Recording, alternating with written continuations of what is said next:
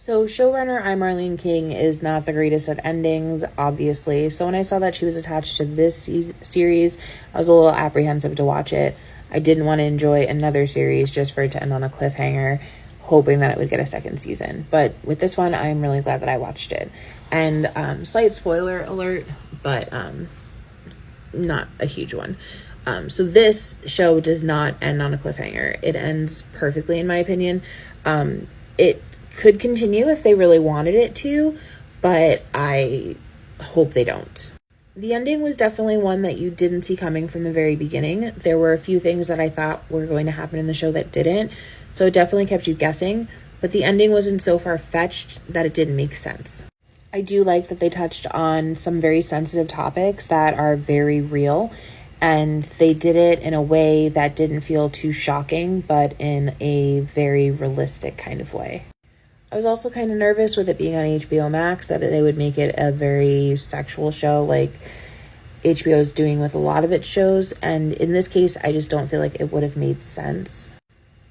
And there's nothing wrong with sex scenes or nudity or anything like that in TV shows. I just feel like in a show like this, it just wouldn't have needed to be in there just to be in there. I do like in this show that they took what they romanticized as a beautiful relationship in the original Pretty Little Liars between a teenager and her teacher, and then they took it on this show when Tabby's boss Wes was obviously interested in her, and he's an adult and she's a teenager. She was creeped out by it. She wasn't interested in him. They didn't romanticize it. They made it look like what it was, which was predatory. I mean, to then make the ending where Imogen's baby goes to Arya and Ezra was kind of negating that a little bit, in my opinion, but at least I think it was a good lesson for teenage girls. Like, I would feel completely comfortable and happy for my daughter, if she was a teenager, to be watching this show because they were very candid about very big real world issues. I'm just afraid that if there is a second season, I, Marlene King, won't be able to control herself and she will go absolutely crazy and start throwing in all kinds of wrenches that just make absolutely no sense. It'll go on for way too long and it'll just have an absolute horrific ending, which will just completely destroy how good this first season was.